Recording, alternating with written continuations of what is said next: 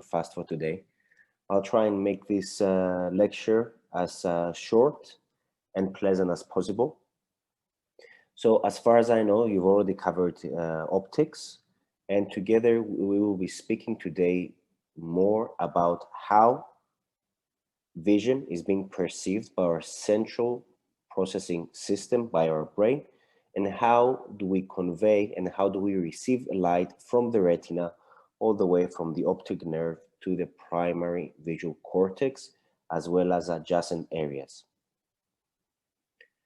So as you know, the eye is made up of a lens, and this lens is being pulled apart by certain muscles facilitating the accommodation reflex. The iris is constricting or dilating based on the light conditions. And beyond that, we have an organ, a very important organ of the eye called the retina. Now, the retina contains all the cells that are responsible for phototransduction.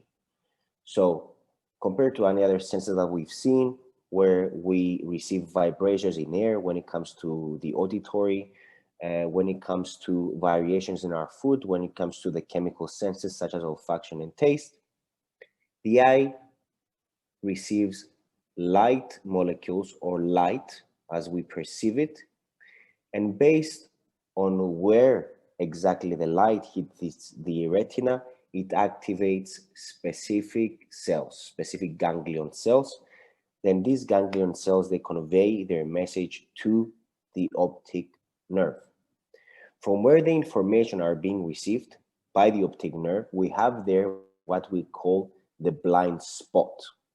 So the optic nerve is the blind spot of the retina. And why do we call it blind spot? Because there are not any photoreceptors over there. And this is why it's called the blind spot. If we did have photoreceptors, it would not have been called the blind spot. And you might be wondering, why exactly can I not see it in my visual field? Is because the gap that you have in the retina is being filled in by your cortex. Let's look at the different cells, at the most important cells that make up the vision as we know it. First and foremost, the retina converts light into neurosignals. And there are two essential cells, as you may know, the rods and the cones. Now, the rods are specialized cells that are responsive to low-level lights. And these low-level lights are mainly engaged in night vision. Now, why do we have this cute kitten in this particular slide? Is because cats, compared to humans, have a higher concentration of rods in their visual field compared to us, that we have more cones.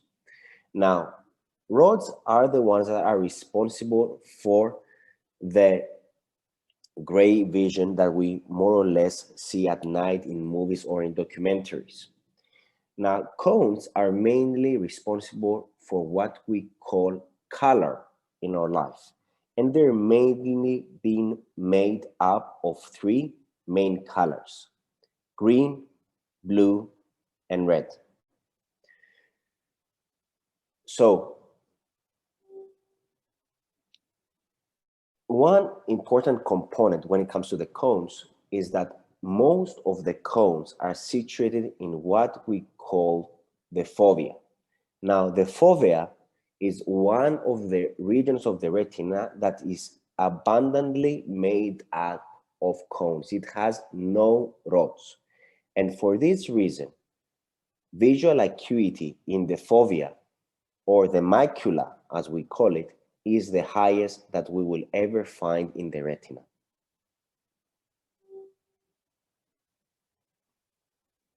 So cones are mainly engaged in daylight, for the reason being that what makes them up is a particular chemical called retinol. And this retinol is made up of the three colors that we spoke about before. If those three colors are not being present in the daylight spectrum, and I just have the gray light of the darkness or the moon, then these cones will not be activated. They will not be receiving the information to translate light into what we call color. This is why they're more active in daylight.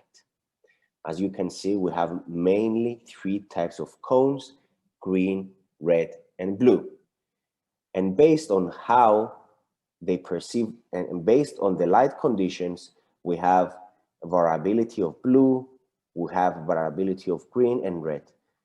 If these get mixed up, then eventually they give us the colors of the rainbow, or the full wavelength that we see over here.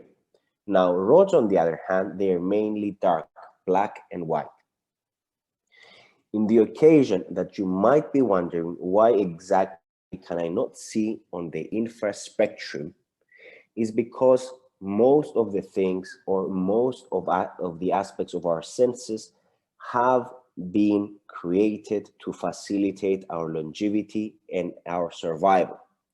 So for example, if we were nocturnal beings such as the cat or the owl, we would have high acuity, particularly at night, because that's when we would start hunting and that's when we would gain our food.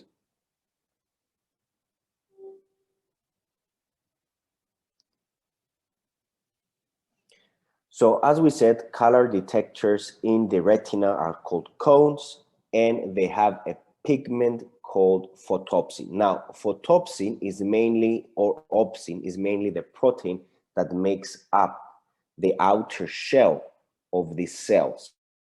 Inside this shell is what we call retinol, which is made up mainly of dietary vitamin A.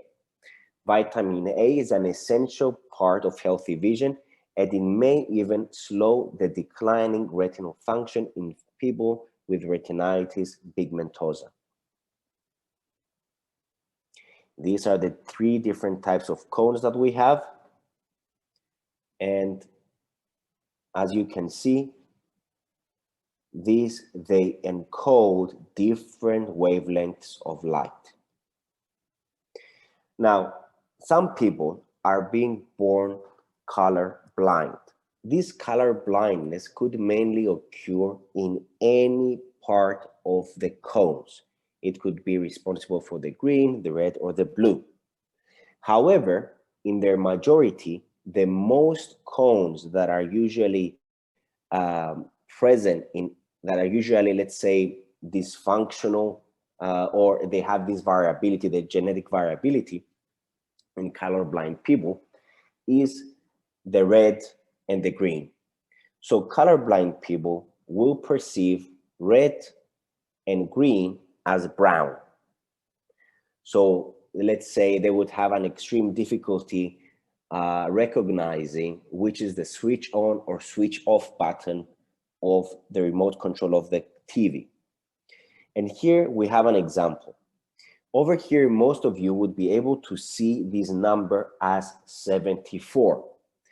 Colorblind people, due to the fact that they confuse green with brown or green with red, they would perceive this number over here as 21. So in colorblind people, both red and green is perceived as brown. It is not perceived as its natural color. So in the retina, we have 6 different types of cells. The first cell, which covers the epithelial cells around the retina, is what we call the pigment cell layer. This one that you see over here. Now, these specific cells, they're rich in melanin or melanopsin. And due to their dark pigmentation, they do not allow light that hits the retina to be refracted and dispersed across the retina. So they absorb, they function as a buffer cell. So they absorb any further light that hits the retina, eventually enabling only specific photoreceptors to get activated when light hits the eye. Now we have the photoreceptor layer, as we spoke about the rods and the cones, which consist of a cell body, an outer segment and an inner segment. And we also have the horizontal and amacrine cells. The horizontal cells basically connect the different types of photoreceptors together, whereas the amacrine cells, they are conveying information to the bipolar cells and the ganglion cells. These are light modulator cells. So they function as an on and off switch button of where more or less light hits the retina. So they have a support function to the ganglion cells. So something that you might have not been noticed is the fact that, as you can see over here, all of my photoreceptors are facing downwards. They're not facing upwards towards the retina, right? So this is the retina, it hits the light, and as light is being dispersed from this thin layer, then these photoreceptor cells encode light, and after they encode light, they transfer the information to the bipolar cells, and from the bipolar cells to the ganglion cells. Now, there's an essential difference when it comes to phototransduction between cones and rods. And partly this is because why we have a higher acuity when it comes to color vision compared to compared to night vision. Now, very few cones communicate and synapse directly with a single bipolar cell, compared to many rods that synapse on a single bipolar cell. As you can imagine, if I just have a few number of cones synapsing on a single bipolar cell, and I have a greater number of cones in the eye, then that means that I have higher visual acuity. So what does that mean? If I just have a few cones that are much more abundant compared to cones, and they just synapse to a single ganglion cell, eventually we will have a higher acuity, but a lower sensitivity.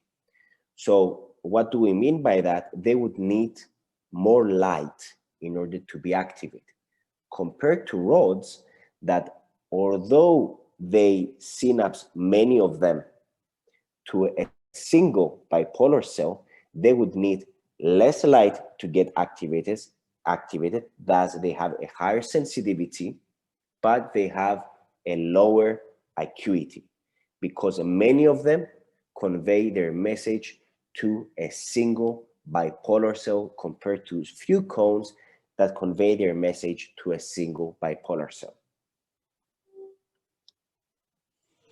Now, bipolar cells are one of the main essential modulators when it comes to picking up light cues or light differences in our environment.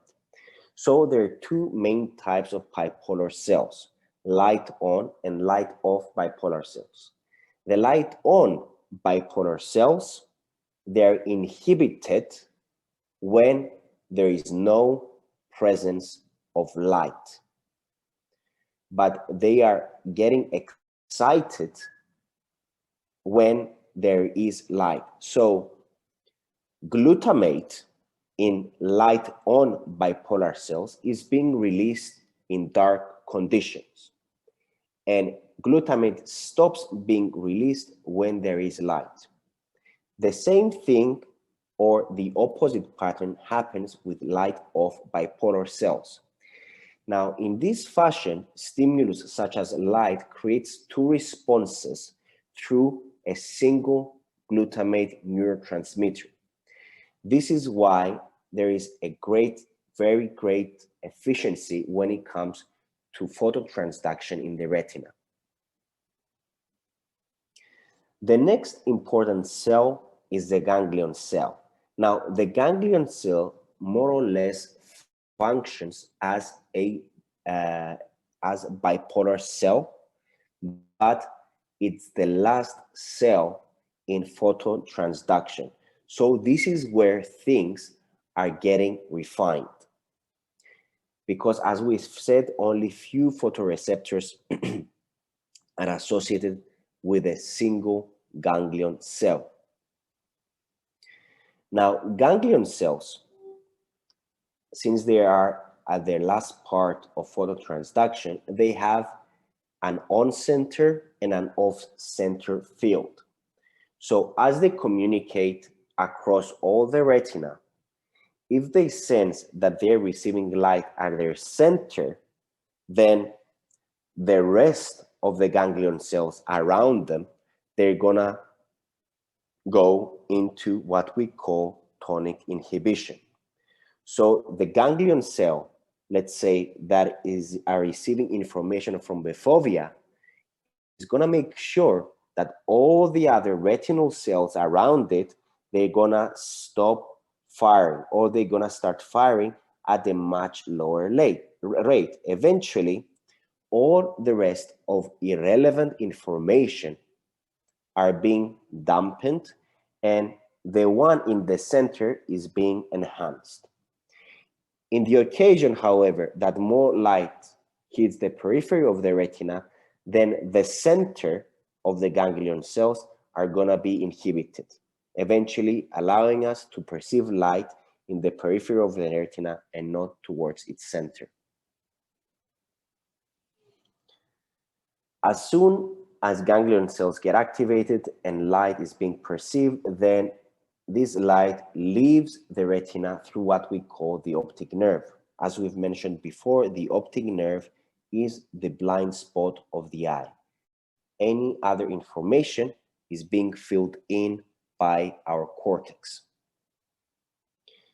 So as you can see over here, light leaves the eye through the optic nerve, goes through the optic chiasm, and both left and right eyes send information to both sides of their brain. But here you can see very well the tract in which it follows. So we have the optic nerve traveling all the way to the suprachiasmatic nucleus, to the different optic radiations, and finally they reach the primary visual cortex. So there is a myth in regards to when it comes to the eyes, that the left eye projects to the left hemisphere, or the right hemisphere projects to the right, the right eye projects to the right hemisphere. However, both eyes projects to both hemispheres. They both share a proportion of the opposite visual field. And as we will see later on, based on where phototransduction is being damaged, I have the adjacent loss of the visual field.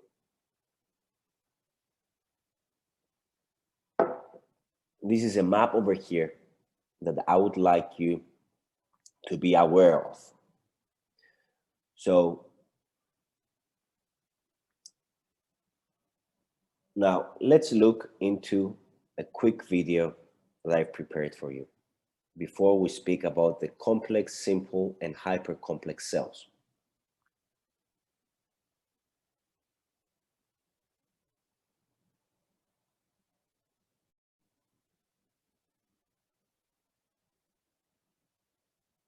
I believe that you can all see the screen.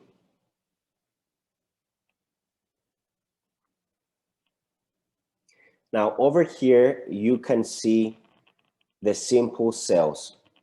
And Huber and Wiesel, back in the 80s, they've done a specific test in order to delineate the different types of cells that make up the visual field: simple, complex, and hypercomplex cells.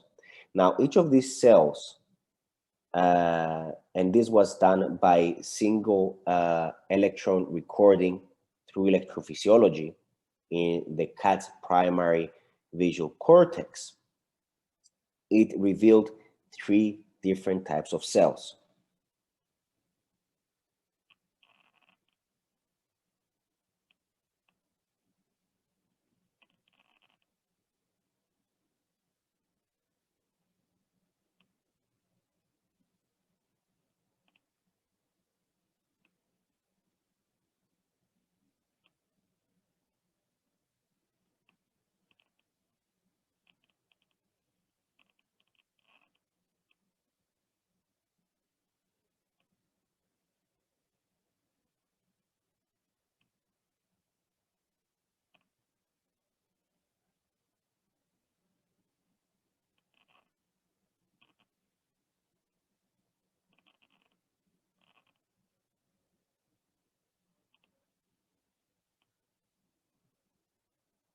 So you can watch more of this video on your own spare time. So let's see. So David and Hubel, sorry, I said the 80s, in the 1950s, they've conducted this beautiful experiment in which they've managed to differentiate across the different cells that exist in the primary visual cortex. One of them, the simple cells, they respond best to bars of light that they have a particular position and orientation. So these cells, they will respond, let's say, to a vertical line. However, they will not respond to a diagonal line. And these cells are being positioned in a variety of ways across the visual field. Some of them, they will respond in a diagonal orientation, some of them in vertical, and some others in diagonal. And these, through the simple cells, we make up the different outlines of shapes. Now, complex cells, they respond mainly to the moving bars of light of a specific orientation. So these complex cells, if the bar goes up and down, they will start firing along with the simple cells. Now, hypercomplex cells, they will respond to a particular length. They won't respond to, let's say, so much in regards to orientation of movement, but their main concern is the length of each object. Now, as soon as the eye leaves the retina, before it even reaches the primary visual cortex, it reaches the lateral geniculate nucleus of the thalamus. Now, this is a particularly important region, specifically when it comes to the eye, because through this route, we can quickly respond to our environment by information or by fearful sensations that are stored in the amygdala, which is the fear aversion center of the brain. And we have a connection between the lateral geniculate nucleus and the amygdala. So if there is a snake in my feet, I will be able to quickly jump to save myself, and I wouldn't have to process what this object is by reaching the temporal lobes of my brain. So aversive stimuli, such as snakes, such as mice, such as anything that you think would threaten your survival, will be activated directly by adjacent pathways to the primary visual field. And the lateral geniculate nucleus is one of these regions. So over here, it was done a quite important experiment, in fact, was done, and quite interesting. So there was an individual that was blind-sighted. And what do we mean by blind-sighted? It could not see. It had a damage to the primary visual cortex that processes visual information. However, they have done the following experiment. They have shown to this patient pictures or live snake, and by recording the skin conductance or the sympathetic activity of the nervous system, they've seen that even if this patient was blind-sighted, it had activation of the sympathetic nervous system due to the fact that information from the outside world do not have to reach all the way the primary visual cortex to activate aversive responses in our body. And these aversive responses are being facilitated by the superior colliculus. As you can see over here, the pathway. So we have the view of the snake, we have the visual thalamus, and immediately we have the activation of the amygdala for the responses to take place. We don't have to have all the way back to the visual cortex and to the temporal lobes to have activation, sympathetic activation. So beyond phototransduction and beyond the mid pathways of visual processing, we have other 5 major centers. We have area V1, which is primary, V2, V3, V3A, and these 3 over here as supplementary to the primary visual cortex. And we also have V4, which has to do with color perception, and we also have V5, which has to do with motion perception. So an individual that is suffering from achromatopsia, and these are very, very rare cases in which the individuals has a focal lesion in area V4, they lose perception of color and they just see the world in shades of gray, not the 50 shades of gray. That would be a positive occurrence possibly. Now, in the occasion of V5 damage, we have what we call akinetopsia. So the individual cannot perceive the world as a moving thing.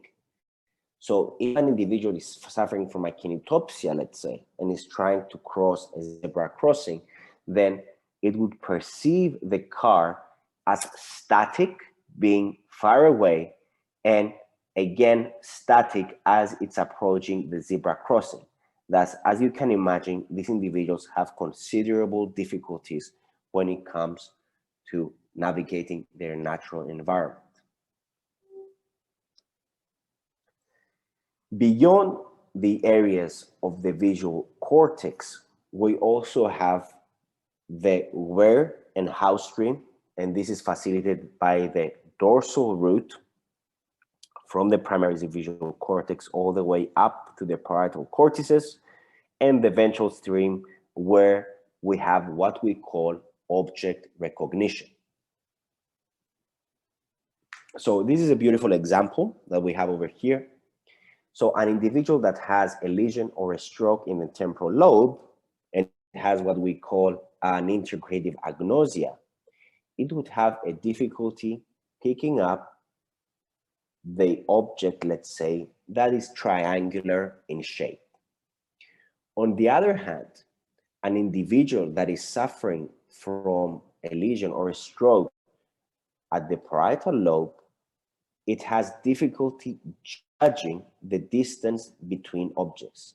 So it has to do mainly with spatial characteristics of the environment. So over here, we are talking about object shape and object recognition, where over here, we're talking about where are objects situated in space. So for an image to be perceived and be processed in our primary processing system, the primary visual cortex and the adjacent areas, not only the objects need to be perceived by the retina, not only the object needs to be put together in pieces by the simple complex and hypercomplex cells, but it also has to be recognized. Not only recognized in terms of naming, but also recognized in terms of the semantic use of an object. So what can I do, for example, with a screwdriver? So as you can see over here, we have the apperceptive agnosias, which mainly have to do with visual processing. And over here, we have the associative agnosias, which have to do with the semantic system, such as the memory system of the cortex. So in apperceptive agnosia, we're talking about a failure to understand the meaning of objects due to a deficit at the level of object recognition. So somewhere along the route of putting a picture together, it goes wrong. When it comes to associative agnosia, over here, we're mainly speaking about parts of memory, such as the temporal lobe. So there is a failure to understand the meaning of an object due to a deficit at the semantic memory level. So HAJA is one of the areas, or is one of the people in neuroscience that has been studied extensively when it came to visual agnosia. So it had severe difficulties in recognizing objects, although it preserved the ability to discriminate the length and orientation of particular objects, or even copy from memory an object record, or copy from picture by picture. Let's see the example so that it becomes more apparent. So HJA, as you can see over here, he was able to copy a picture when it was given to him. He was able to draw an owl from memory, but when he was viewing the owl, he could not recall after a while what it was. And again, over here, even by copying the picture, this individual could not recognize that what this cathedral, let's say, it was. More or less, when it came to inanimate objects or novel objects that do not exist in their environment, this individual was unable to make judgments of whether or not these objects truly existed. Moreover, when he was being given, let's say, a carrot, he would see the carrot in a different part. However, he was assuming that the carrot is a feather or that is a toothbrush because of the feathery aspect of the leaves of the carrot. In addition to this, though, something that he did retain was when he was being given objects in his hand, he was able to make up what these objects were. So he still retained the ability of what we call stereognosia. So he was able to understand what objects were.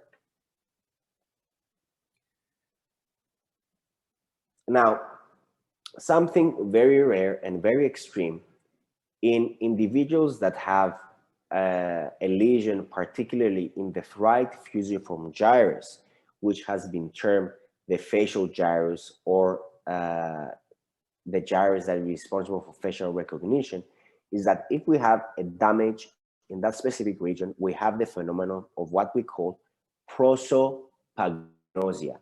So this is a Greek word. Prosopo in Greek means face. Agnosia means not knowing, agnostic. So individuals that are suffering from a lesion at the right fusiform gyrus would develop a phenomenon called prosopagnosia, even for people that are highly related and highly relevant to them, even their wives, even their spouse. This phenomenon could also appear in progressive Alzheimer's disease.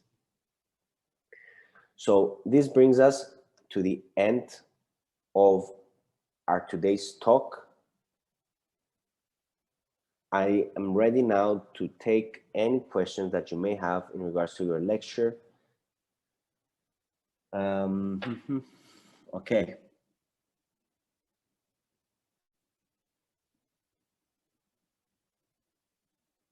So yes, he could not recognize what he drew. After drawing them even from memory, he could not recognize what that was. Prosopagnosia, that's the name that you're looking for.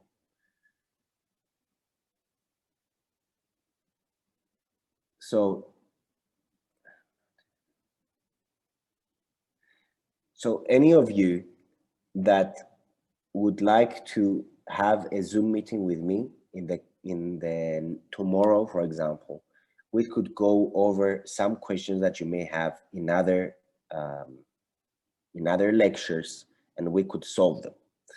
I assure you that your exam questions would be very, very viable, particularly when it comes to the visual cortex. I would like you to pay attention at the different deficits that we have when it comes to the pathway of visual transduction. But any other question that is going to come from the visual cortex or vision, let's say, in its central processing, is going to be quite easy. So pay more attention when it comes to the vestibular apparatus as well as hearing. Do not worry. So to answer your question, why can someone not taste when they have anosmia, is due to the fact that while we eat something, a lot of the molecules that are present in the food, they're being they're being dispersed also in the nasal cavity. So if the nasal cavity is blocked, then it would be particularly difficult to taste food in its absolute content. Someone with anosmia would be able to pick up specific types of tastes, such as salt, bitter, sweet, and sour, although food will not taste as aromatic as it should be. Okay, thank you all very much. Please coordinate, if you would like, with your year coordinator, and your year coordinator will get in touch with me and we can have a quick Zoom call together.